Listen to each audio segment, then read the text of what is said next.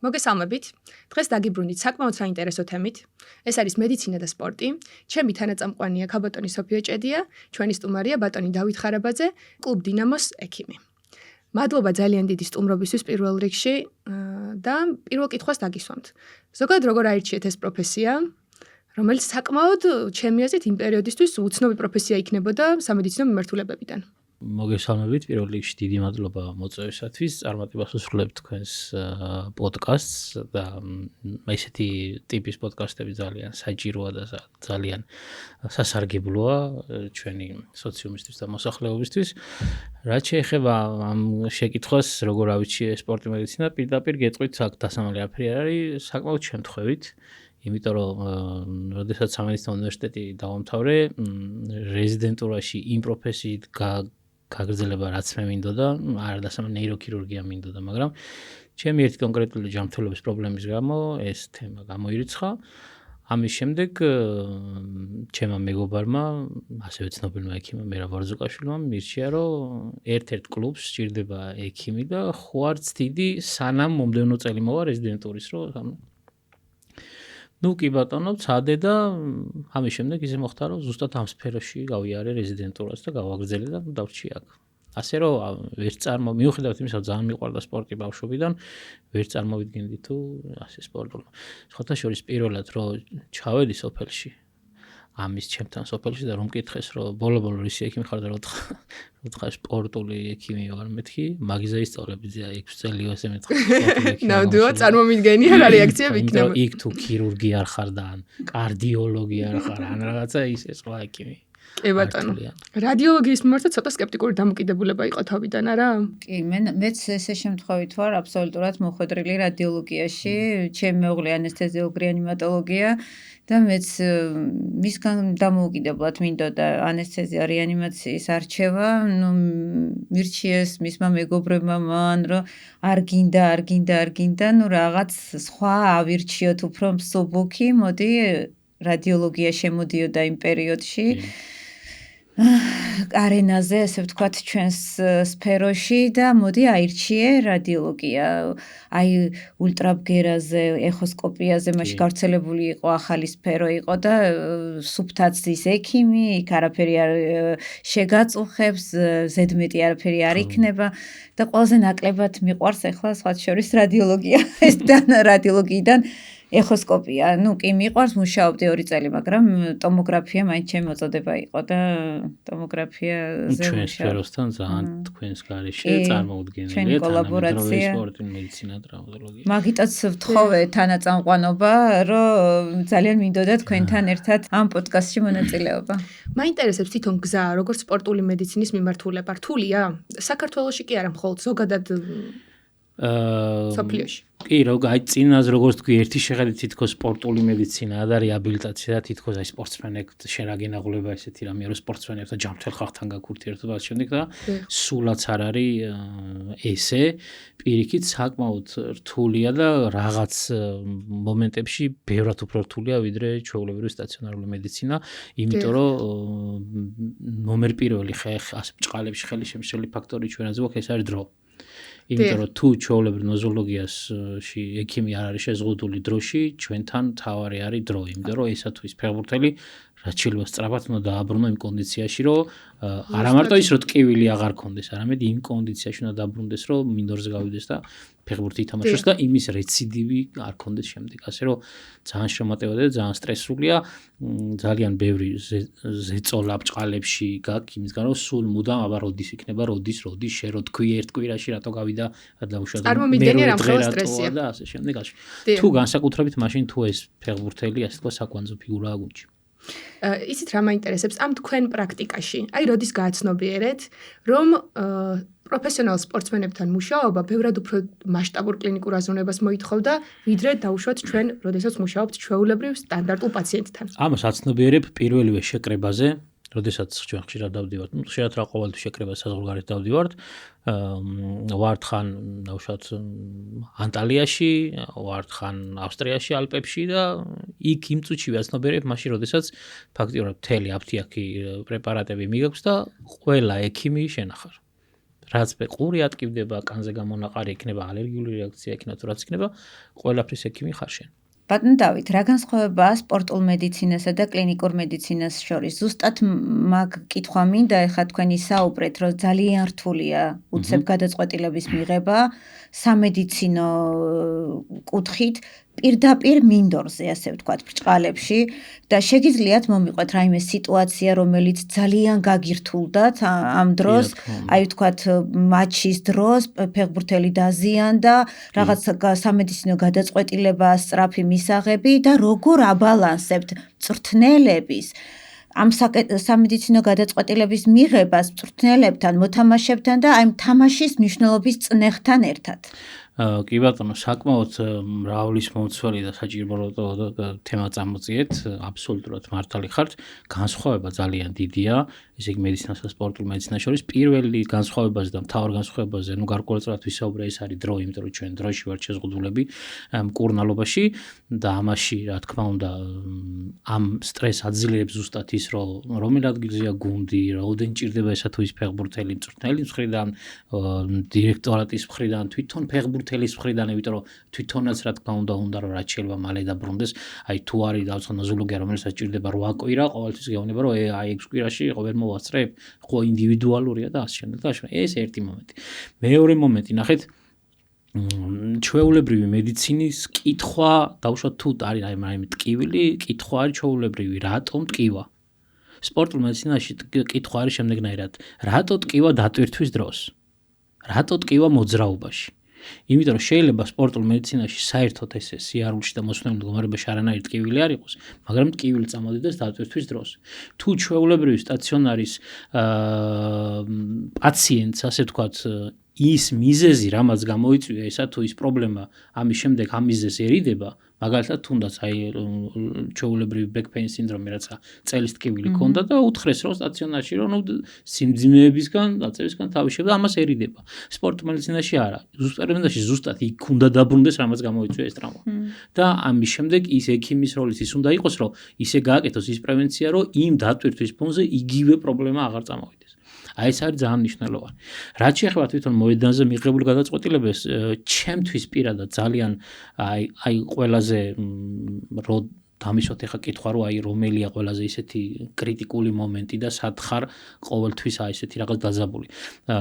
არსებობს ჩვენთან ეგრეთ წოდებული head injury, რასაც ეძახიან თავის ტრავმები, როდესაც მოგეხსენებათ ფეხბურთი არის საკმაოდ კონტაქტური სპორტი და საჰაერო დუელის დროს ან თავით თავზე შეჯახება, ან იდაყვით თავის არეში არის ძალიან ხშირად ტრავმები. ამ დროს ხდება, ეგრეთ წოდებული თავის ტრავმა, სადაც პირველი ჩველი ამოცანა ის არის, რომ შევაფასოთ ფეხბურთელი, ხანდახან ყოფილა რომ მივსულვარ და ფეხბურთელი არის უგონო მდგომარეობაში და ამის შემდეგ რადგან არის თავის ტრავმა, ერთადერთი მომენტია, სადაც ექიმს პროტოკოლით შეუძლია უთხრას, რომ 3 წუთი გააჩეროს თამაში და ამ 3 წუთის განმავლობაში ექიმმა უნდა მიიღოს გადაწყვეტილება, ფეხბურთელი დატოვოს და გააგრძელებიოს თამაში, თუ გამოთიშოს თამაშიდან და გადაიყვანოს შემდეგ კვლევებზე. მთელი რიგი კრიტერიუმებია, მაგრამ მიუხედავად იმისა, რომ ყველა კრიტერიუმი შეიძლება დაიცვა, შეიძლება მაინც ხანდახან არის, რომ თავის ტვინის ტრავმა ცოტა შენიღბულია და მოგვიანებით მოდის ეს სიმპტომები. ამიტომ მე პირადად მქონია საკმაოდ ჭყალებში ცუდი გამოცდილება ამ ხრივ, როდესაც ფეხბურთელი გამისინჯავს 3 წუთში, ვერანაირი პრობლემა ვერ აღმომიჩენია, მიმიცია უფლება გააგრძელე თამაში და ეს იყო თამაშის მიწურულს და სადღაც დამატებით დროზე ჩემთან მოურბენია და უკითხავს სადა ვარ. ყოფილა ეს მომენტი კი და ამის შემდეგ თამაში დამთავრდა და გასახდელშიც დეზორიენტირებული, აბნეული, სხვადასხვა კითხვები და იქ მე მარტო შენ არ ხარ, იქ არის თვითონ ფეხბურთელები, მისი ახლობლებია სათამაშოდ მოსული, მე იქ ხელმძღვანელობა და იქ მოდის აბსოლუტურად ლეგიტიმური კითხვები თუ ესე მდგომარეობაში თუ იყო ეს ადამიანი, შენ რატომ მიეცი უფლება? და მოკლედ ეს საკმაოდ ისეთი საკითხია. თუმცა რო გავყვეთ ხა პროტოკოლით რა უნდა აბსოლუტურად შეიძლება სწორად ვიმოქმედე მე. დაუშვათ, მაგრამ აქ იმდენი ნიუანსია, რომელიც ცოტა მოუგენებისდება და აი ესეც გასათვალისწინებელი.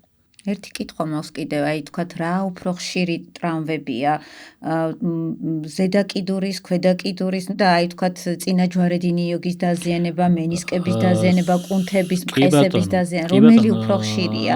სხვათა შორის, ხო, რა თქმა უნდა, ხა ფეხბურთთან უფრო მეტად ქვედა კიდურების დაზიანება, მაგრამ აქაც დიფერენცირება მოხდება დაახლოებით. აი ესე უხეშად სტატისტიკურად რა თქვა, დაახლოებით 50%. ეს არის რბილი ქსოვილების ტრავმა, კუნთი, მყესი, იოგი და ასე შემდეგ.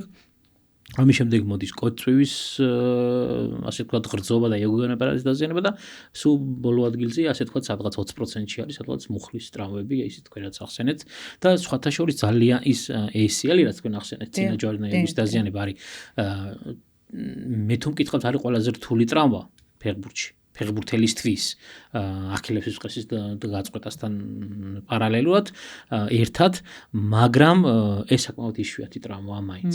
იმიტომ რომ სადღაც საშუალო სტატისტიკურად რო ავიღოთ 2 სეზონზე ერთ გუნდში სადღაც ერთი ფეხბურთელი შეიძლება იყოს მხოლოდ ACL-ის დაზიანებით. ასე რომ პირველი წინა პლანზე მაინც მოდის რბილი ქსოვილების და კუნთების ტრავმები, განსაკუთრებით მაშინ თუ მოსამზადებელი პერიოდი იწყება და ფეხბურთელი მზად არ არის, ან მწვრთნელის, ან ფიზიოლოგების მწვრთნელი და არასწორი გადაწყვეტილებით უცებ მკვეთრად მოიმატა დატვირთვა. ხო, გასაგებია. ძალიან საინტერესოა, როგორც ვიცით, თქვენ თითქმის ყველა ქართულ ფეხბურთელთან გქონიათ კომუნიკაცია და შეხება. ხო. რაც ასევე არის ძალიან კარგი, ხო? იმიტომ რომ ეს ადამიანები არიან ადამიანები, ვისაც ჩვენ ვაღმერთებთ ესე რომ ვთქვათ, როგორც ქვეყანა. ამ ადამიანებმა დააბრუნეს ჟინი ფეხბურთის, ყურებადობა ფეხბურთის მიმართ, რაღაცნაირად ძალიან დიდი დადებითი ემოციები შემოიტანეს ჩვენ ცხოვრებაში. თქვენ თუ შეგიძლიათ გითხრათ, რომელიმე კონკრეტული შემთხვევა, როდესაც ეს ჩვენ საყვარელ ფეხბურთელებს შეეხოთ ეს ტრავმა და გქონდათ ძალიან დიდი დილემა, ეთამაშა თუ არ ეთამაშათ და ასე შემდეგ. კი, რა თქმა უნდა, გქონია ეგეთი შემთხვევა, მარტო ის რა დღის რომ თუნდაც გადამწყვეტ თამაში ჩვენთან აი პლეიოფის თამაში საბერძნეთს როდესაც ვეთამაშებოდით. დიახ. და მაშინ პენალტების სერიაში და ყველა ბედნიერი ვიყავით, იქ მოხდა ეგეთი მომენტი, რომ დამატებითი დროის სადღაც მეორე დამატებითი დროი ახალ დაწყებული იყო, როდესაც ხვიჩა კვარაცხელია ჩვენი იმედი და მთავარი ფეხბურთელი, რომ შევედი მოედანზე, რომ ნახე რომ ვეღარ გააგრძელებდა, ერთი გავიფიქრე, რომ ანუ ჩვენ ნიშანი რა გვაქვს, უნდა მოტრიალდე და მწვრთნელს უნდა ანიშნო აი ეს. და ეხლა გავიფიქრე, რომ ეხლა ამის ნიშნება და ხალხის რეაქცია როგორ იქნება, რომ მე ვიღებ გადაწყვეტილებას, რომ ხვიჩა უნდა გამოვცვალეთ. სხვა გზა არ იყო, ბრო. ხო, ამიტომაც არის ძალიან რთული ეგ მომენტი, რომ მე მიწევს თქმა იმისა, რაც არავის არ უნდა. მე მიწევს თქმა თუნდაც აბსოლუტურად ჯანმრთელი ფეხბურთელი, რომელსაც თამაში უნდა. მაგრამ მე ვხვდები, რომ ეს იმდენად მზად არ არის, რომ შეიძლება დატვირთვა რომ გამოიწვიოს. მე მიწევს იმის თქმა, რომ ეს ფეხბურთელი არ ითამაშებს. მე გამოდის რატომღაც ისე, რომ ყველას გუნდში რა უჭირს, 15 წუთი რა უჭირს, 20 წუთი რა უჭირს, ის რა უჭირს და არა, მე ვარ არა და ისე გამოდის გეგონება მე არ მინდა თამაშის მოგება და მე თუ ეს თამაში წავაგეთ, მე ხო საერთოდ. და ისე მწვრთნელებს ბრალდებათ ხოლმე. ესე ხალხში მოარულათ, რომ აი მწვრთნელი არ ათამაშებს რომელიმე ფეხბურთელს. არა, მწვრთნელი არ ათამაშებს იმის მიხედვით, ეს ფეხბურთელი როგორ სპორტულ ფორმაშია და როგორ კონდიციაშია, მაგრამ ტრავმის რისკის და ჯანმრთელობასაც შეეხება არ ვათამაშებ ჭალებში მე. უბრალოდ წესით უნდა იყოს როგორ. უნდა იყოს მე ექიმს მაგ რეკომენდაციის მარტო უფლება, ანუ თქვენ ხართ თავარი მწვრთნელი, მე გეუბნებით, რომ ეს ფეხბურთელი თუ ითამაშებს, შეიძლება მოხდეს ასე და ამან შეიძლება გამოიწვიოს ეს და ეს. ამის შემდეგ რეალურად თქვენი გადასაწყვეტია ოღონდ. ეს შეეხება უბრალოდ ისეთ ტრავმებს, რომელიც არ არის სიცოცხლისთვის საჭიში, მაგალითად, აი იგივე თავის ტვინის შერყევა, ჩვენ აი თუ ადევნეთ თვალყურსავრიცებს სოფლიო ჩემპიონატზე იყო ზუსტად ისეთი მომენტი, როდესაც აი თავის ძლიერი ტრავმის შედეგად აბსოლუტურად გათიშული ფეხბურთელი ექიმმა მწვრთნელს ანიშნა, ურუგვაი ინგლისის თამაში იყო. ექიმმა მწვრთნელს ანიშნა, უნდა შეიცვალოს, თვითონ ფეხბურთელმა გამოთქვა პროტესტი არაო და მწვრთნელმა დაუჯერა ფეხბურთელს და ეს ფეხბურთელი შევიდა. იქ მადლობა ღმერთს არაფერი არ მოხდა, მეც მქონდა ერთი ასეთი შემთხვევა, მაგრამ რამე რომ მომხდარიყო, მე ყველა ბოდიში და იტყოდა რომ ექიმი იქ არისო, რატო დაუშვა. დიახ, რა თქმა უნდა. ზოგადად როგორც ვიცით, პროფესიონალ ფეხბურთელები და არა მხოლოდ ფეხბურთელები, სპორტსმენების ცხოვრების წესი რადიკალურად განსხვავდება ჩვეულებრივი ადამიანის ცხოვრების წესისგან. საკმაოდ მკაცრად კონტროლდება მათი ცხოვრების რეჟიმი. რამდენად არის ეს განსხვავებული და ასევე მომავალ ცხოვრებაზე თუ აისახება ეს ამ ფეხბურთელების ესეთი მკაცრი ცხოვრების წესი? კი ბატონო, მადლობა ამ შეკითხვისთვის. ზუსტად იქიდან დავიწყებ, რომ თავიდან ვთქვი, რომ აი მე თითქოს რადგან სპორტსმენებთან მაქვს ასე ვთქვათ კონტაქტი, ჯანმრთელ ხალხთან მიწევს პირდაპირ ყოველწლიური გადაჭარბების გარეშე შემიძლია თქვა, რომ პროფესიული სპორტი სულაც არ არის ჯანმრთელობა. ამას ახლა ისე არავინ გამიგოს თითქოს ახლა მე სპორტსმენობაზე რამეს ვწერ და არა. ჯანმრთელობა და ჯანსაღი ცხოვრების წესი ეს არის დილით გამაჯანზახებელი ვარჯიშები, სეირნობა და ამ შემდეგ. პროფესიული სპორტსმენები თავის ჯანმრთელობის გარკვეულ ნაწილს წირავენ თავის კარიერას და პროფესიულ სპორტს. იმიტომ რომ ყველაფერს თავი დავანებოთ სადღაც 80%-ში ჩვენ პროფესიულ სპორტში და ფეხბურთში გვაქვს ეგრეთ წოდებული წელის სერიოზული პრობლემები.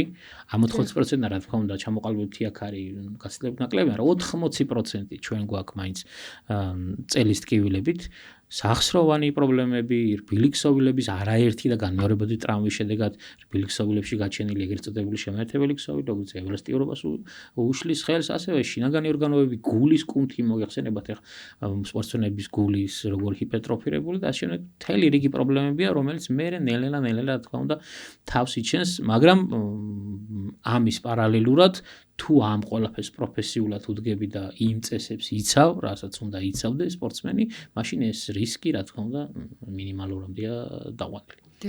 წეგან გისმენდით და გამიჩნდა ესეთი კითხვა. ამ ტოპ მოთამაშეების ტრამვების მართვას რაიმე კონკრეტული გაიდლაინი აქვს, რასაც მიუყვებით?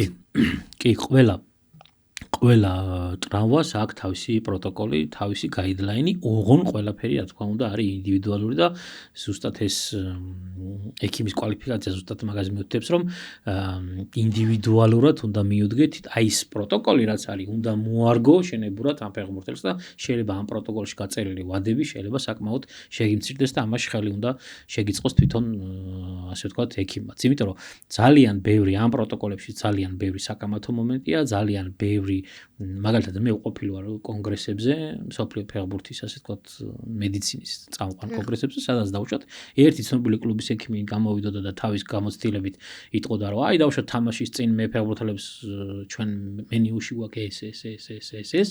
მე მივიდოდა არანაკლებ ცნობილი კლუბის ექიმი გამოვიდოდა და იწყოდა ზუსტად საპირისპიროს. ამის შემდეგ ხა გაარკვია შენ რა არის სწორი და რა არის, მაგრამ მაინც ჩემი გამოცდილებით იქამდე მივიდივართ, რომ შენი კონკრეტულად იმ მომენტში, კონკრეტულად იმ შენი გუნდისთვის, იმ ფეხბურთელისთვის რა არის კარგი, შენ უნდა გადაწყვეტო მაინც. და რომელიმე კონკრეტული შემთხვევა გახსენდებათ ქართველი ფეხბურთელების, რომლებმაც აი ძალიან გთხოვეს, რომ თუ შეიძლება რომ სწრაფად დაგვაბრუნოთ ფეხბურთზე, ან თუნდაც თამაშის დროს. კონკრეტული არა, აქ არის უფრო თუ ეს არ ეხება მართლა რაღაც ძალიან მძიმე გართულებას არ იწევს, რა თქმა უნდა, მე შეიძლება რაღაც დათმობაზე მივიდე. დავუშვათ აი დასამალი რა არის, აი ყოფილა შემთხვევები, რომ რაღაცეები მე და ფეხბურთელის შორის დარჩენილა და დავუშვათ თავის, ხო? იმიტომ რომ რაღაც კონკრეტულ თამაში ძალიან უნდა თამაში და უნდა დაემტკიცებია რაღაცა, იმიტომ რომ კონკრეტულად მისი მომავლისთვის იყო აუცილებელი და ამ დათმობაზე წავსულა. თუმცა ყოფილა ესეთი შემთხვევა, რომ ესეთი დათმობაზე წასვლის შემდეგ ვერ უთამაშია მას. წვრთნელს აქედან დაუყვირია, რომ რა გჭირს და ის მოbrunებულა და რა ქნა სიცხე მაქვს, ექიმა იცოდაო. ხო, ეგეთი რამეც ყოფილა კი. ნამდვილად რთული. მე რაღაც პერიოდი გადამიწყვეტია, რომ всё, არავის არანაირი შეღავთ არ ექნება, მაგრამ მაინც ადამიანები ვართ და რაღაცა. კი, ნამდვილად. მე მაქვს თქვენთან ახლა ესეთი კითხვა, მე რადიოლოგი ვარ, თქვენ სპორტული მედიცინის ექიმით, ჩვენი კოლაბორაცია ძალიან მნიშვნელოვანია. რა როლი აქვს თქვენს პრაქტიკაში რენტგენს, ულტრაბგერას, მაგნიტორეზონანსულ ტომოგრაფიას? რა სპორტული ტრამვებია ისეთი, რომელიც უფრო მოითხოვს, თქვათ, ულტრაბგერით დაკმაყოფილდებით, ან მაგნიტორეზონანსული ტომოგრაფია გჭირდებათ? ისეთი რთული სპორტული დაზიანებების დროს თანამშრომლობა რადიოლოგებთან, როგორიცაა, თქვათ, იოგების ვისაუბრეთ რაღაც ნაწილობრივ დაზიანებაზე და კუნთების დაზიანებაზე, თქვათ, ეჭვი გეპარებათ რაღაცა თქვათ თამაშის დროს დაიზიანა რაღაც რბილი ქსოვილი. თქვათ რამდენად ხშირად რთავთ ვიზუალიზაციას თქვენს პრაქტიკაში თუ ზოგჯერ აი საკმარისია კლინიკური დაკვირვება? ხო, პირველ რიგში რაც ვთქვათ, რომ თანამედროვე სპორტი, ფეხბურთი და სპორტი წარმოუდგენელია რადიოლოგიის გარეშე, იმიტომ რომ ჩათვალეთ, რომ აი ჩვენი მართლა მარჯვენა მხარში მდგომი სფერო რაც არის, ეს არის რადიოლოგია, იმიტომ რომ ზუსტი დიაგნოსტიკა არის პირველი 50% იმ საქმის, რაც მე უნდა დავიწყოთ ეს ყველაფერი. კლინიკურად რა თქმა უნდა შესაძლებელია გარკვეულწილად ამის შეფასება, მაგრამ თანამედროვე ფეხბურთში კიდევ ერთი პარადოქსი შემიძლია რომ გითხრათ, რომ აი რომც არ მინდოდეს მე გადაღება და დავშოთ თქვათ, რომ აი ხო ვიცი კლინიკურად რა არის, ხო რაღაც აი იმდენი ხმა გესმის მწვრთნელებიდან დაწყებული, დამთავრებული, მაინც ხო არ გადაიღებდი, რო გადავიღოთ არ შეიძლება, მაინც ვნახოთ, ხო გასაგებია, მაგრამ იქნებ გადაგიღო, მე რო შენი დაცული იყო, შენ იმდენჯერ გესმის, რომ აი ფაქტიურად მაინც იქ მივდივართ რა. რა თქმა უნდა, თუ რბილი ქსოვილების ბანალური ტრამვებია და ჟეჟილობებია და ხა მიკროდაზიანებები, აქ ultra ეხოსკოპიით, რა თქმა უნდა, შემოვიფარგლებით, მაგრამ აი სახსრის შემთხვევაში და განსაკუთრებით თუ ჩვენ ეჭვი გვაქვს ისეთ სერიოზულ დაზიანებაზე, რაც ვახსენე, ეს არის ACL-ი, წინაჯვარენა იოგი, იგივე მედიალი თუ ლატერალური, კოლატერალური იოგები, მენისკის როგორი დაზიანებაა და რა ხარისხია, ასევე იქ ტალოფიბულარული იოგი, კოწვივის სახსარში და ასე შემდეგ, რა თქმა უნდა, MRI-ის მაგნიტორეზონანსულ კვლევას ვთავთ და მაგნიტორეზონანსულ პრინციპში რო გითხრათ, უხეშად ერთი სეზონის განმავლობაში რო ავიღოთ, ყველაზე მეტი მაინც მაგნიტორეზონანსული გჭირდება.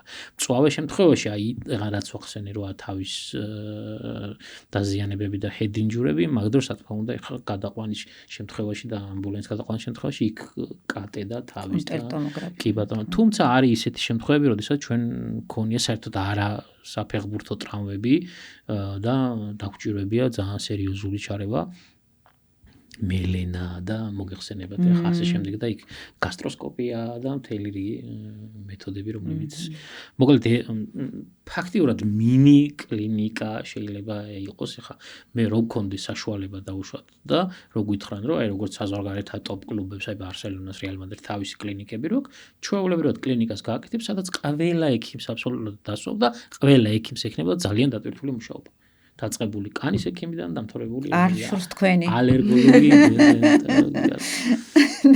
ხო, ნუ ბევრს გონია რომ კიდე ერთხელ მეორებ რომ ვინც არაა ჩახედული ღრმად, საერთოდ ყველას თავის სამსახური გონია ყველაზე რთული ეგრეა, მაგრამ ვინც აი კონკრეტულად ჩახედული არა, მაგას გონია და აი ხა ზამთარში იქ ახარ შეკრებაზე ერთი თვე, ზაფხულში ის ახარ და ასე რომ მაგრამ იმას რა მოყვება, იმას არ ითვალისწინებენ. ეხლა ჩვენ რო გვაქვს დაუშვათ, გქონია რეისები თბილისი, სტამბული 9 საათი, სტამბული, პარიზი 11 საათი, პარიზი პორტო.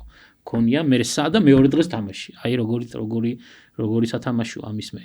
და მე ბევრს უყურსო ასეთ ანგარიშით როგორ წააგე, ვერ დადიოდნენ საერთოდ. მე ხშირად ვიძახი რომ მეკითხებიან რომ რამდენ ქვეყანაში ხარ ნამყოფი იმ დღეს დავთვალე და სადღაც 51 ქვეყანაში ვარ ნამყოფი მაგრამ ამ 51-ის 5% მაქვს ნანახი კარგად დანარჩენი მაქვს ნანახი ჩაფრინდა სასტუმროდ თამაში გადმოფრინდა უკვე აი ეს ეხლა საუბრობდით რეაბილიტაციაზე და ამ რეაბილიტაციას დაახლოებით რამდენი ეტაპი აქვს და თვითონ ამ ფეხბურთელებს რაც ეხებათ რეაბილიტაციის დროს რა შეცდომებს უშვებენ ისეც რადიკალურს რაც აფერხებს აღდგენის პროცესს კი ბატონო საკმაოდ საჭირო და ისეთი სწორი შეკითხვა. რეაბილიტაცია რამდენი ეტაპისგან შედგება, ის დამოკიდებულია თვითონ ტრავმაზე, რა სიმძიმის ტრავმა. ნუ ყველა რეაბილიტაცია ზოგადად 4 ეტაპია მაინც მანდ, მაგრამ ნუ დააჩნია ტრავმას. უბრალოდ რეაბილიტაციის ვადები არის ტრავმების დროს სხვადასხვა. მაგალითად, აი ყველაზე რაღაცაც ვახსენებდით ჩვენ ACL-ის რეაბილიტაციას ჭირდება სადღაც 7-დან 9 თვემდე. 9 თვის მერე ბრუნდება ფეხბურთელი, ასე ვთქვათ, წყობში და გუნდთან ერთად და თამაშობს. მაგრამ რა შეიძლება შეკითხვა ძალიან კარგი შეკითხვას რა შეცდომებია ძირთად. პირველი შეცდომა ეს არის სიჩქარე. ანუ ყურადღებას აქცევენ არა ხარისხს, არამედ ათმე რაც შეიძლება სწრაფად მოიცან. ყველა ზოგს გონია რომ თუ ტკივილი აღარ აქვს სპორტში, ეს უკვე ნიშნავს რომ მზად არის. არა, ეგრე არ არის. ტკივილის არ ქონა ეს მარტო ერთ-ერთი დიდი მექანიზმის ერთ-ერთი ჭანჭიკია. ამის შემდეგ მოდის უკვე იქ, იმიტომ რომ აქ არის ეგრეთ წოდებული kinetic chain, ანუ კინეტიკური ჯაჭვი იქნება აქ, ანუ ის კუნთები, ის იოგები, ის ასე თქვა საყრდენი აპარატი აბსოლუტურად უნდა რეაბილიტირდეს და უფრო ძლიერი გახდეს, იმიტომ რომ მომავალში ამაზე ვილაპარაკეთ, რეციდივები არ იყოს. ანუ ყველაზე დიდი შეცდომა არის სიჩქარე და მეორე შეცდომა არის ის, რომ ხო, გასაგებია რომ უნდათ ადრე დაბრუნება, მაგრამ ეს როგორც ეგრე არ არის. და ამ რეაბილიტაციის დროს რა როლს ასრულებს თქვათ რადიოლოგის დასკვნა და ეს ზოგადად თქვენი ეს მუშაობა პროფესიული საფეხბურთო გუნდებში სამედიცინო მომსახურება ძალიან ბევრ ექიმთან არის დაკავშირებული. ერთი თქვენ, მეორე ფიზიოთერაპევტები, მწვრთნელები, გადამწყვეტილების მიღები და ვიზუალიზაციის ექიმები. აი რა როლი უჭირავს თქვათ მათი რეაბილიტაცია, რომ დაუშვან ექიმმა დაუშვას თქვათ სპორტსმენი თამაშზე რადიოლოგიურ დასკვნას. ასევე გიდასტურებთ რომ ძალიან და გადამწყვეტი ფაქტიურად როლი აქვს, იმიტომ რომ განსაკუთრებით რბილი ქსოვილების ტრამვის შემდეგ, განსაკუთრებით პოსტოპერაციული რეაბილიტაციის შემდეგ, როდესაც მე ჩავთვლი საჭიროდ რომ დავუშვათ ეს რაღაც ეტაპი, მკურნალობის რაღაც ეტაპი დამთავრდა და ეს დაზიანებული ადგილი სრულად არის შეხორცებული დავუშვათ რბილი ქსოვილის შემთხვევაში, ამის მერე მე მაინტერესებს რა მდგომარეობა და ამიტომ ერთხელ კიდე ვაკონტროლებ გინდა MRI-ით, კიდე ეხოსკოპით, იქ ვნახოთ იმ კუნთის შეხორცების ადგილზე ჩანაცვლებული შემართებული ქსოვილი რა მდგომარეობაშია, ნაწიბური, ეგრეთ წოდებული სქართიში ჩაომიყალიბდა თუ რა იმ ადგილას ელასტიურობა როგორი მაქვს, სისხლმომარაგება როგორი მაქვს და ამ შემდეგ ამის მერე ვიღებ გადაწყვეტილებას ჩემს ფიზიოს გუნდთან ერთად და ფიზიოთერაპიულ გუნდთან ერთად, რომ რა ვქნათ, დავაწყებიოთ ვარჯიშო თუ დავაწყებიოთ ასე რომ აი კიდე ერთხელ გეუბნებით, თანამედროვე სპორტი და მედიცინა, სპორტული მედიცინა წარმოუდგენელია რადიოლოგიის გარეშე. მე მეცაც გეტყვით, მე ძალიან გაკურებული დავრჩი, როდესაც აი ევროპის ჩემპიონატზე, როდესაც ვიყავით ჩვენ ნაკრები 2024 წელს გერმანიაში იქ სამედიცინო დიდი სამედიცინო საბჭო იყო შექმნილი, როგორ უნდა მოემსახუროთ თითოეულ გუნდს. და მქონდა ჩვენი ექიმი, ადგილობრივი რეგიონის ექიმი, ერთი კონკრეტული იყო ჩვენზე მომაგრებული, თუ რამე პრობლემა მექნებოდა, ამ ექიმისთვის უნდა დამერეკა და მომგვარება. მე როდესაც დამჭირდა იქ მაგნიტორეზონანსული ტომოგრაფია, სასტუმროში მოვიდა ტრაილერი, რომელშიც იყო მაგნიტორეზონანსული აპარატი. მოვიდა, დადგა, გადაუღეს პორტატული. გადაიღეს ფეხბურთელს და ისე წავიდა. ძალიან საინტერესოა. მაქედან რო გავყვეთ ახლა ამ ჩვენ ფეხბურთელებს, ვისთანაც თქვენ ყოველდღიური კომუნიკაცია გაქვთ, როგორ იცავენ ზოგადად ცხოვრების წესს? აი მაგალითად, როგორია მათი კვება, როგორია მათი ძილი, როგორია მათი აღდგენა? მე ჩემ თავზეც რომ თქვა, ყოველდღე ვარჯიშობ, მინდა არ მინდა მაინც. რატომღაც ძალიან ტრენდში შემოვიდა ეს ჩანსახი ცხოვრების წესი. და ჩემი ტრენერი ყოველთვის მეუბნება ხოლმე, რომ წონებით ვარჯიშისგან თავი შეიკავეს, 3 ჯერზე მეტჯერ კვირაში არ ივარჯიშო. ჩვენ როცა ამ რეჟიმში ცხოვრობთ, როგორ ცხოვრობენ ისინი? ხო, მათი რეჟიმი არის საკმაოდ დატვირთული, თქვენ თუ შეგიძლიათ დაუშვათ რაღაც რამოდენიმე დღე ჩააგდოთ და თქვათ, რომ ძალიან გადავიღალე და ეხლა იქ ეგრე არ არის. მათ აქვს ძალიან დატვირთული გრაფიკი, გაწერილია მთელი 2 კვირის, 3 კვირის გრაფიკი წინასწარ. ამის განმავლობაში თუ სეზონია არის ძირითადად ერთჯერადი ვარჯიშები, ან დილით, ან საღამოს, განსაკუთრებით თუ მოსამზადებელია შეიძლება დღეში იყოს 2 და პლუს კიდე დამატებით მესამე ვარჯიშიც. ფაქტიურად ჩვენ როცა შეკრებაზე ვართ, გრაფიკი უხეშად რო ავიღოთ არის ესეთი, გაღვიძება, საუზმე, ვარჯიში, დასვენება, სადილი, ვარჯიში, დასვენება, ვახშამი, ვარჯიში. ვარჯიში, სულ ვარჯიში ეს ერთი. მეორე ძალიან მნიშვნელოვანია ამ ვარჯიშებს შორის, რომ ერთი ვარჯიშიდან მეორე ვარჯიშამდე მოვიდეს აბსოლუტურად აღდგენილი. ანუ აღდგენილი რას გულისხმობთ? პირველ ვარჯიშზე დაგროვილი კუნთებში ეს ზემჟავა იყოს დაშლილი, რომ შემდეგ ვარჯიშზე კიდე არ დაემატოს და მერე ნელ-ნელა არ წამოვიდეს კუნთების პრობლემები, ხო? ეს არის საკმაოდ რთული მომენტი, იმიტომ რომ აქ ძალიან ოქროს შვალები უნდა დაიჭკვიო დატვირთვასა და დასვენებას შორის. აი, უნდა იარო ბეწვის ხიძზე, რომ არ ზედმეტი დატვირთვა მოგივიდეს, ისე რომ ეგრეთ წოდებული ოვერიუს სინდრომი, ანუ გადაიწვაო სპორტსმენი რო ეტყვენ ეგარ მოგივიდეს, ან ისიც უნდა გაითვალისწინო, რომ ნაკლები არა ვარჯიშო, რომ მე ფორმაში არ იყოს. ასე თქვათ, ეს ერთობლივად სამწვრთნელო შტაბის, ფიზმომზადების მწვრთნელის და სამედიცინო სტაფის ერთობლივი, ასე თქვათ, სამუშაოა. ასე რომ კვება აუცილებლად ერთ-ერთი საკვანძო საკითხი, რომ მისი დღიური რაციონი უნდა შედგებოდეს დაბალანსებულად, აი ცისარტყელას ვეძახით ჩვენ, როდესაც ნუტრიციოლოგი დახედავს თითოეულ ფეხბურთელის თემს, იქ ცისარტყელას ვეძახით ყველაფერია, იმიტომ რომ იქ უნდა იყოს ცილები, იქ უნდა იყოს ნახშირწყლები, იქ უნდა იყოს გარკვეულწილად ცხიმები, იქ უნდა იყოს ბოსტნეული, ასე შემდეგ და მინერალები და ასე შემდეგ, თანაბრად გადანაწილებული ეს ერთი და ყველაზე მნიშვნელოვანი ეგრეთ წოდებული ძილი არის საშუალება, რომელიც აღდგენისთვის ძილზე კარგი, არც ადრე ყოფილა, არც ახლა და არც მომავალში არ იქნება. ასე რომ სწორი ძილი, ოღონ რა თქმა უნდა, აქ ვიგულისხმობ ხოლმე ღამის ძილს და არა ის, რომ მე შუა დღეზე მეძინა და ახლა არ მეძინა. ღამის ძილი არის სწორედ მნიშვნელოვანი ის 8 საათიანი ციკლი, რომ ჩვენი ორგანიზმი დილით იყოს აბსოლუტურად დაბალანსებული, ასე ვთქვათ, აღდგენილი და მზად იმისათვის, რომ დატვირთვა მიიღოს. ეხლა საინტერესო თემას მინდა შევეხო, აი თქვენ ახსენეთ, რომ აი გულის კუნთის ჰიპერტროფია ხდება სპორტსმენებში, ხო?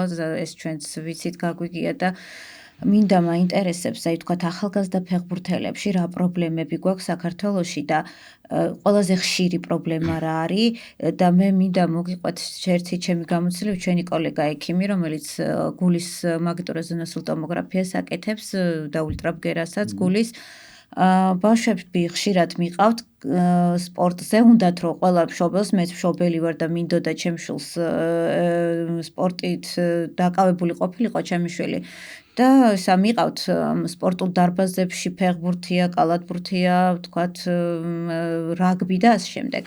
მაგრამ არავინ არ იკვლევს ამ ბავშვს. ყოფილა ესეთი შემთხვევა, რომ ერთ-ერთი ბავშვი მიიყვანეს ვთქვათ რაგბიზე და პირდაპირ თამაშის დროს გაუსკდა, ანუ დაზიანდა გულის კუნთი და დაიღუპა ეს ბავშვი ლეტალური შემთხვევით დასრულდა ეს შემთხვევა. რას ურჩევდით მშობლებს, მაინტერესებს, ვისაც უნდა რომ თავისი შვილი ვთქვათ სპორტით იყოს დაკავებული. კი ბატონო, ძალიან ისეთი მძიმე თემაა და ძალიან საყურადღებო თემაა, იმიტომ რომ მოგეხსენებათ სპორტი არის დატვირთვა და დატვირთვა არის სტრესი ნებისმიერ ორგანოთა სისტემაზე, განსაკუთრებით გულსიზრდე სისტემაზე. სწორედ ამიტომ თანამედროვე სპორტში, მაგალითად ეხა ფეხბურთის მაგალითზე რო ავიღოთ, ჩვენ აუცილებლად სავალდებულო გვაქვს, იმიტომ რომ UEFA-ს სტანდარტების მოთხოვნები და პროტოკოლებიც ეს არის და შიდა, ასე ვთქვათ, ფედერაციის მოთხოვნაც ეს არის, მათ შორის ფედერაციის სამედიცინო სამსახურის შედეგად შედგენილი, რომ აუცილებლად წელიწადში ორჯერ ჩვენ ვაკეთებთ სრულ სკრინინგს, ეგრეთ წოდებულ გეგმიური სამედიცინო შემოწმებას, რომელიც მოიცავს ყველა ორგანოის ძალიან სკრუპულოზო, ძალიან ძირფესვიან და ღრმა კვლევას, განსაკუთრებით გულსიზრდე სისტემას დროს მხრივ, სადაც ხდება როგორც დიაგნოსტიკა, ასევე კვლევა, სტრეს ტესტი, EKG, დატვირთვაზე ტესტის სპირომეტრია და ასე შემდეგ. თუ რამე პატარა პრობლემაც კი აღმოჩნდა, გნებავთ ბავშვთა ასაკში, გნებავთ მოზრდილთა ასაკში და ეგეთი პრობლემები ყოფილა. მინდა გითხრათ, ყოფილა შემთხვევები, ისეთი შემთხვევები გქონია, რომ პირდაპირ გეტყვის, რომ ამა თუ იმ ფეხბურთელზე განსაკუთრებით უცხოელ ფეხბურთელზე, როდესაც ჩვენ ძალიან საფუძვლიანად ვამოწმებთ, რომ იქ კონტრაქტს უნდა მოაწეროს ხელი და ამ კონტრაქტში საკმაოდ დიდი თანხები წერია და ამიტომ ის ფეხბურთელი თქვენ თუ არ გამოდგა, იქ ყოფილა პრობლემები, გულის პრობლემები და ჩვენ არ მეგვიყვია ესეთ ფეხბურთელი პირადად ჩემი გადაწყვეტილებით, იმიტომ რომ ქონდა რისკი იმისა, რომ აქ განვითარებული ყოფილიყო ეგრეთ წოდებული, რასაც ქვია და ასე გახშირდა ვერ ვიტყვი, მაგრამ საკმაოდ ისეთი თემა არის, ეგრეთ წოდებული sudden cardiac death, რაც თქვენ ახსენეთ. უეც არის, აი მინდორზე გინახავთ ალბათ ბოლოში Eriksens დაიმართა ევროპის ჩემპიონატზე, რომელიც გადარჩა ის ექიმების დროული ჩარევით. ამიტომ ძალიან ისეთი თემაა და ამაშიც პასუხისმგებლობა ექიმს აქვს, იმიტომ რომ ესა თუ ის ფეხბურთელი დატვირთვაზე როგორ მოქმედებს მისი გულსიზრდე სისტემა და ზუსტად მაგიტო ყოფილა შემთხვევები, რომ მაგალითად ხშირად ყოფილა რაღაც გარკვეული ექსტრასისტოლები და ასე შემდეგ არითმიული დარღვევები ყოფილა, როდესაც კონკრეტულ კარდიოლოგს რეკომენდაცია მოუწია ჩემთვის, რომ მოდი ამ ფეხბურთელზე იგივე გულის დაუშვათ კატე კორონაროგრაფია, ან კორონაროგრაფია, ან დაუშვათ იგივე MRT გავაკეთოთ და ვნახოთ როგორ არის მდგომარეობა, გაგვიკეთებია მერე და მერე ყველაფერი დამტრეული, მაგრამ თუ არ არის აქ ეს ის მომენტია, სადაც არანაირი დათმობა არ შეიძლება. ბავშვებთან გაქვთ შეხება? რა თქმა უნდა, ჩვენ ეხლა დინამო თბილისში არის აკადემია, სადღაც რავია, ძალიან ბევრი ბავშვი არის და იმ აკადემიის ბავშვი ჯერ საერთოდ როდესაც იღებენ აკადემიაში ბავშვი, მას აუცილებლად უნდა მოთხოვონ ეგრეთ წოდებული ჯანმრთელი ის ელემენტარული რაღაცები, რაც აუცილებელია იმისათვის, რომ დაატვირთვა ჩვენთან პირდაპირ წერია, როდესაც სასამართლო შემოწმებას გავუტარეთ, პირდაპირ ქვევით ექიმი, ვინც ამის პასუხისმგებელია, პირდაპირ წერს, რომ დაიშვას ვარჯიშზე თავისუფალ რეჟიმში. ანუ ის რომ მას დაატვირთვას არანაირი, ასე ვთქვათ, უკუჩვენება არ აქვს. რა თქმა უნდა, აქ ეხა 100%-იანად არავინ არ არის არაფრისგან დაზღვეული, მაგრამ ეს გარკვეულწილად მაინც პრევენცია ამ ყველაფრის. თქვენთვის როგორც ექიმისთვის, დავით ხარაბაძისთვის, რა იყო თქვენ კარიერულ გამილ გზაში ყველაზე რთული მომენტი? აი, რაც შეგიძლიათ რომ გაიხსენოთ. ხო, რთული მომენტები რამოდენიმე იყო სხვათა შორის და ხშირი არ არის ყოველ შემთხვევაში ეგეთი ძალიან ისეთი მომენტები, მაგრამ თუნდაც წინაზე რაც მოვყვები ძალიან რთული მომენტი იყო ის თავის ტრავმასთან დაკავშირებით.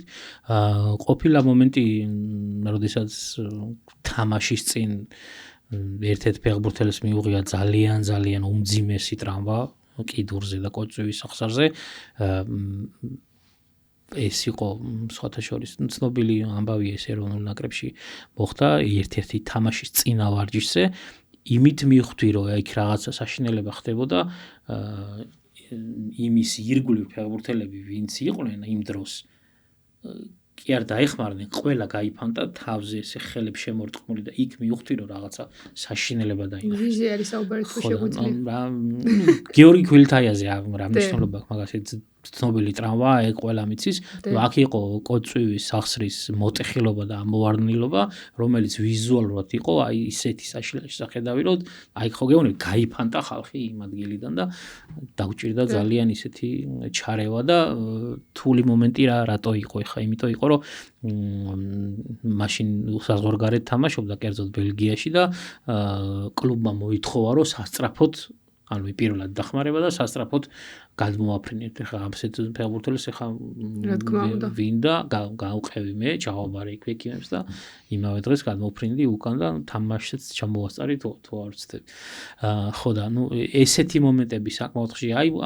ეხლა ხალ მქონდა მე აბსოლუტურად შემთხვევა როდესაც აბსოლუტურად მოულოდნელად და არავინ რო არ ველოდით აეროპორტში მისულები უკვე გამოსაფრენად მზად ერთ-ერთი ფეხბურთელს მოვიდა პრობლემა ხარ დავასახელებ ამ პრობლემას რომელიც გამოც იძულებული გავხდი რომ გუნდი გამოფრენილი იყო და მე უცებ იქ დავრჩი რამოდენიმე დღე იმ ფეხბურთელს მივხედე და რომ გამოწერეს ადგილობრივ სამომწყობოდან წამოვედი მე აი ესეთი მომენტები ძალიან ხშირია და ძალიან არაპროგნოზირებადი სფეროა მოკლედ ასე რომ ძალიან მე მქონია პირადად შემთხვევა რომ სტამბული ანტალიის რეისი რომელიც არის 1 საათიანი ფრენა თვითფრინავის ბორტზე ადგილი ქონდა ფეხსპორტსმენის მხრიდან არა მაგრამ გზავრის მხრიდან გულის გაჩერებას და 40 წუთის განმავლობაში მე და სტიუარდესები რომლებიც პირველად დახმარებაში არიან დატრენინგებული 40 წუთის განმავლობაში ვაკეთებთ ეგრეთ კარდიოპულმონარულ ახლა მოიხსენებათ რეანიმაციას და თავის დეფიბრილატორით და თავის ყველაფრით ასე რომ ესეთი მომენტები გამქონდა ჩვენც ქონია მსგავსი შემთხვევა სხვა შორის თურქეთი ჩიკაგოს მიმართულებით 10 საათიანი ფრენა 12 საათიანი თურქეთიდან რადიოლოგთა კონგრესზე მივდიოდით მე და ჩემი მეუღლე და სავსე იყო თვითფრინავი რადიოლოგებით და ერთი რეანიმატოლოგი იყო ჩემი მეუღლე მხოლოდ ბორტზე და პაციენტმა გააჩერა გული გაშავდა და მე გავრბოდი საწინააღმდეგო მიმართულებით როგორც ის სპორტსმენები და ჩემი მეუღლე რო გადაფრინდა ჩაუტარა მასაჟი ის და ერთგვერდით რადიოლოგი მეუბნება თურქი რომ აიო ჩვენო რადიოლოგებიო რა ექიმები ვართ ანუ ექიმები არიან რეანიმატოლოგებიო ო ნუ გასაგებია დიახ და ეხლა რა მინდა კითხოთ და უბრალოდ რა რჩევას მოგცემდით ჩვენ როგორც რადიოლოგებს ზოგჯერ ჰიპერდიაგნოსტიკაზე მივდივართ იმიტომ რომ სპორტსმენები რაღაც არ არიან ჩვეულებრივი ადამიანები მათი განვითარება კუნთების ყესების აბსოლუტურად განსხვავებულია და შეიძლება ჩვენ გვეგონოს რომ ეს პათოლოგია მაგრამ ამ დროს თქვათ ადაპტირებულია ის სპორტსმენთან და აი რას გვირჩევდით რადიოლოგებს თქვენ? ეს საკმაოდ ხშირი მომენტია და აი ჩვეულებრივ არასპორტული ექიმს და თუნდაც იმ დარგის სპეციალისტს ხშირად ჭყალებში რო ვთქვათ შეცდომაში შედის ასე ვთქვათ, იმიტომ რომ და ჩვენთან აი წამყვანი პრინციპი სპორტულ მედიცინაში არის ესეთი აი სიტყვით რო ვთქვათ, ესე იგი treat patient not MRI.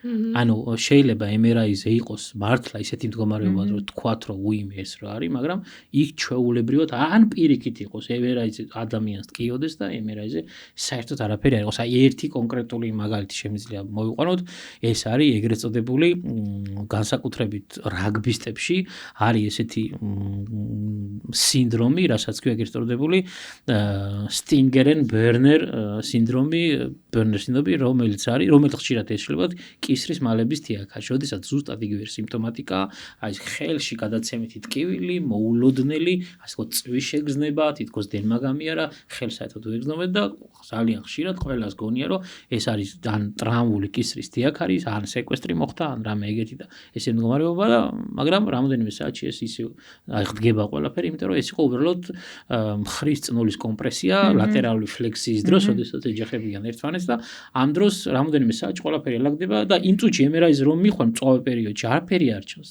და რადიოლოგი ძახს რომ აქ არაფერი ამ დროს რას ქვია არაფერი არ ხელს პერსონალს ადამიანი და იქ ტყდება მოკლედ გუნდში ასე შემდეგ ექიმზე მოდი კიდე გადაამოწყვეს სხვასთან და ასე შემდეგ და ასე შემდეგ მე მყოლია პირადად გოგონა გიმნასტკა არა რაღაც ტანმოვარჯიშე, რომელსაც სულ შემთხვევით ნახე, რომ 12 მმ, ესე იგი 11 მმ თიაქარი ქონდა L4, L5-ს და 8 მმ-იანი ქონდა L5 ეს პირველზე. საერთოდ არანაირი პრობლემა არ ქონდა, იმდენად ქონდა განვითარებული კუნთოვარი სისტემა, შიდა კუნთები, აბდომინალური კუნთები, მენჯის კუთხები, დიაფრაგმა და უკან ზურგის რაც არის კუნთები, რომ საერთოდ უეფეს უეგრძნობდა. ამიტომ ამედმა არ უნდა მოგვატყუოს და თუ მჭიდრო კავშირი გექნებათ ამ გუნდის ექიმთან თუ რომელიც არის კვალიფიციური, ეს პრობლემები არ იქნება. ძალიან დიდი მადლობა და თქვენი გამოცდილების საფუძველზე კიდე აი რა პრევენციულმა სტრატეგიებმა შეიძლება იმუშაოს, აი პრევენცია ტრამვის. თქვათ თქვენ უნდა გაქვთ თუ არა რაიმე ესეთი სტრატეგიები ფეხბურთში, რომ თქვათ აიცილოთ ტრამვული დაზიანებები. რა თქმა უნდა, ამის მთელი რიგი, ამის მთელი მეცნიერებაა შექმნილი, რასაც ქვიან ეს prevention exercises, injury prevention exercises, ეს არის FIFA-ს მიერ დამუშავებული ჯერ კიდევ პროგრამა FIFA +11, სადაც არის მთელი რიგი პრევენციული ვარჯიშების ფორმა მიღებული და პირდაპირ წერია, რომ კვირის განმავლობაში 40 წუთიდან 1 საათამდე რო დაუთმოთ ნებისმიერმა გუნდმა აი ვარჯიშებს, რაც არის I'm ACL injury, რაც არის ankle injury, soft tissue injury, ესეთი ტრამვები აბსოლუტურად 30%-მდეა ჩამოსული, თუნდაც ელემენტარული ავიღოთ, ფეხბურთში ყველაზე მთავარი კუნთი არის, ჩემი აზრით არის ჰამსტრინგები, ეგრეთ წოდებული, უკანა რამაც სპრინტში, სირბილში, სწრაფ გაჩერებაში,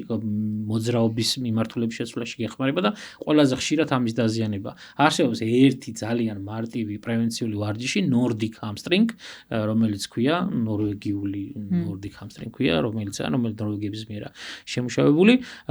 აი მარტო ამ ერთი მოძრაობით შეიძლება გავანახევროთ ტრამვის, ასე ვთქვათ, პროგნოზები ამ ძალიან მნიშვნელოვანი მომენტი. კი ბატონო, ბოლო კითხვას დავსვამ.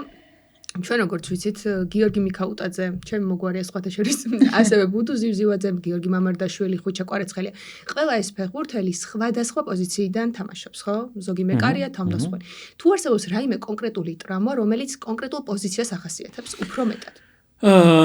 კი, პირდაპირ შემიძლია გითხრათ, რომ კი, მაგალითად, რომ მეკარის პოზიციას გასაგებია, მეკარის უწევს ძალიან ხშირად ხტომები, დაცემები და აქ შესაბამისად უფრო მეტად დაბეჟილობები, მხრის ავსის ტრაუმა, ხანდახან ხდება, რომ ძალიან უხერხულად მოხდება ბურთი და თითების ტრაუმა და ასე შემდეგ, ეს მისთვის სპეციფიურია. მაგრამ ფეხბურთში არსებობს პოზიციები, არის საყრდენი პოზიცია, მაგალითად, რაც თქვენ თქვით, მიქაუტაძე არის თავდასხმელი, ხუჩა კვარაცხელი არის უფრო მეტად მარცხნიდან უტევს, ჩაკვეტაძე ცენტრშია და ასე შემდეგ. ის ფეხბურთელები, რომლებიც ფლანგზე თამაშობენ, არიან იმიტომ თამაშობენ ფლანგზე, რომ აქვთ სისწრაფე და უფრო მეტად ის კუნთები გენეტიკურად რო ავიღოთ ჩვენს ორგანიზმში, სწრაფი ბოჭკოები და ეგრეთ თეთრი და წითელი ბოჭკოები განსხვავებულია, ხო? ზუსტად ის სწრაფი, რადგან და სპრინტი უწევს, იმას ყოველთვის უფრო მეტი აქ რა თქმა უნდა რბილი ქსოვილის, ეგრეთ წოდებული ჰამსტრინგის, კვადრიცეპსის და ეგრეთ აბდუქტორების ტრამვები რა თქმა უნდა. შუაში რომელსაც სულ უწევს სირბილი ერთ მომანწეს სწრაფი მართულების შეცვლა, სწრაფი გაჩერება, ამათ უკვე ეწყებათ კორწვივის, სახსრიის, მუხლის და ასეთ რამე, ამიტომ კი აბსოლუტურად მართალია სხვადასხვა ფეხბურთელს მეტნაკლებად სხვადასხვა ტიპის ტრავმა აქვს. და თუ ზედაკიდურების ტრავმა ამ შემთხვევაში პოზიციას გააჩნია, როდესაც ვაჩერებთ ამ ფეხბურთელის თამაშს, თუ მაგალითად მეკარეა, ზედაკიდურის ტრავმის შემთხვევაში, რა თქმა უნდა, მოგვიწევს რომ გამოვიყვანოთ, ქვედაკიდურის ტრავმის შემთხვევაში გააჩნია ტრავმას. ხო, და იქ კითხვა მაქვს ზუსტად, როდესაც ზედაკიდურის ტრავმა გვაქვს ამ შემთხვევაში, თავდამსხმელის პოზიციას გავაჩერებთ მაინც, რადგან არ უწევს ხელების გამოყენება იმდენად აქტიურად? სხვათა შორის ერთ-ერთი ჭყალებში მცდარი შეხედულებაა ეგ, რომ ხელების გამოყენება თავდამსხმელს და იმაში არ უწევს. აი ძალიან მნიშვნელოვანი თავდამსხმელისათვის პირველ რიგში ძალიან მნიშვნელოვანია თუნდაც პირველ ბურციან ხახაერო ურთაბრძოლის დროს ხელების გამოყენება, იმიტომ რომ ამ ხელებით იმდენ მოძრაობას აკეთებს და იმდენად ბალანსს აკეთებს თავისი წონასწორობით, რომ აუცილებელია თუ გვაქვს იქ ჩვენ დავუშვათ ყოფილა მე ძალიან ხშირად თო რა ქვია მხრის ამოვარდნილობა და ყველა მოძრაობაზე ისეთი საშინელი ტკივილი აქვს, რომ იმას ვერ გაუძლებს ფეხბურთელი. ამიტომ გააჩნია რა და როგორ. ეხლა რა თქმა უნდა თითის ტრავმა თუ აქვს, იქ ადგილზევე ჩაგვისვია კიდევაც და დაგვიფიქსირებია დაუშვათ ტეიპით მეორეთიც და ესე გაუგრძელებია თამაში და ესეთი ბევრი ყოფილა. თავგახეთქილსაც გაუგრძელებია გადახოლს და ასე შემდეგ, მაგრამ არის მომენტები შეიძლება რაღაცა თავდამსხმელის ხარი ამოვარდეს, მაგრამ ისეთ საშინელი ტკივილები კონდეს, რომ აზრი აქვს. თუმცა ჩვენ ამის გმირობის მაგალითებიც გვინახავს, იგივე 86 მსოფლიო ჩემპიონატის დროს გარი ლინეკერი მოტეხილი ხელით თამაშობდა და ბეკენბაუერი იგივე იქამდე, ასე რომ არის მომენტები, მაგრამ ეხლა ძალიან ადრე თუ შეიძლებოდა ესეთი მომენტები, ეხლა ძალიან წინა პლანზეა გამოსული ეგრეთ წოდებული ამ სპორტსმენების დაცულობა, ამიტომ ნებისმიერი ფიქსატორი იქნება თუ რაც იქნება, რაც უნდა გავუკეთოთ ჩვენ მეტალის, ეს შეიძლება არ გაკეთებინა. ელემენტარული აი ბეჭედს და ცეფსაც კი ახსნებებენ დღეს ფეხბურთელებს, რომ არ კონდეთ, რომ იქ შეიძლება მოქაჩვის დროს რაღაცა დაზიანდეს, ასე რომ წინასწარ ამოწმებს საჯი ამ ყველაფერს და ძალიან ისია გაკონტროლება. უღრმესი მადლობა სტუმრობისთვის, ჩემი აზრით საოცრად საინტერესო ინტერვიუ გამოგვივიდა. თქვენ კი მადლობა ძალიან დიდი მოსმენისთვის, ვეცდებით მაქსიმალურად მომდევნო სესიებიც ასეთივე საინტერესოს შემოგთავაზოთ, იყავით აქტიურები, დაწერეთ კომენტარები და დასვით კითხვები. მადლობა ბატონო დავით, საინტერესო დისკუსიისთვის, ნამდვილად ძალიან ბევრი რამე გავიგეთ სპორტული მედიცინის შესახებ. მადლობა მაყურებელს, იყავით აქტიურები, გამოიწერეთ ჩვენი YouTube არხი, დასვით კითხვები.